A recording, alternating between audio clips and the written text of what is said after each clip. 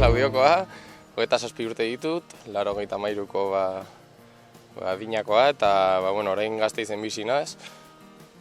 Alabezen sartu nintzelako lan egiten duela 3 urte, eta hasieran goten nintzen bigarren taldearekin eta juvenilekin.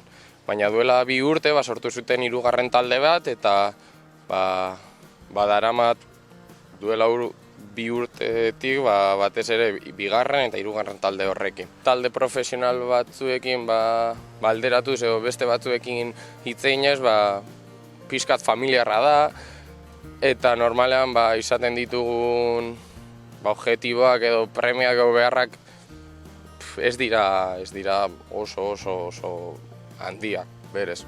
Normalean, eta ditugu astero eta hilabetero bilera ezberdinak, non objektiboak jartzen dizkiguten, zenbat lesionatu dauden, kargaren arabera, ambiente oso ona, dena brometan, baina lehengo taldearekin pasatzen garena normalean egoten da seriotasun askoz gehiago, normalean jokaleak tratatzerakoan beraiek etzan egiten dira, normalean gauza bi esaten dizkizute, eta zuk egite duzu lana, normalean egoten da seriotasun gehiago. Gure kasuan, bi ditugu, muskulotako giharra usturak batez ere, izaten dena normalena eta askotan kontrol zina dielak, jokalarian dagoela eta justo jokaldi batean pak. Behar nabitzen du apurtan dela eta 3 basteko tratamenduak izaten dira normalean, batzutan pixka komplikatze dira eta pixka luzeagoak izaten dira, baina horiek oso ohikoak dira eta erraz eramatekoak. Eta gero batzutan baita badaude batez ere kronikoak diren beste lesio batzu, jokalariak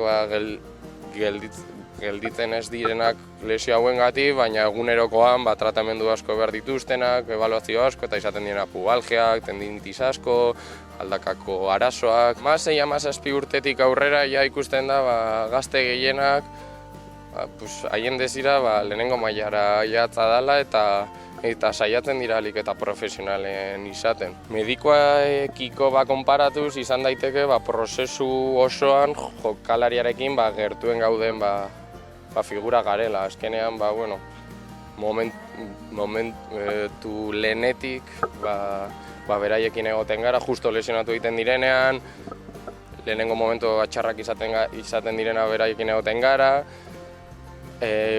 berez lehenengo diagnostiko egiten dugu eta zerbait txarra edo lesio bat pentsatzen badugula izaten gara medikura filtroan ematen dugun pertsonak, eta gero lesioan zehar izaten gara batez ere ikusten dugunak lesio hori ondo doan edo txar doan. Azkenean medikuak ikusten ditu astero, ikusten du jokalaria, galdetzen dio, probak egiten dio, baina guk egoten gara batez ere prozesu ez doan zehar, momentu txarrekin, momentu honekin,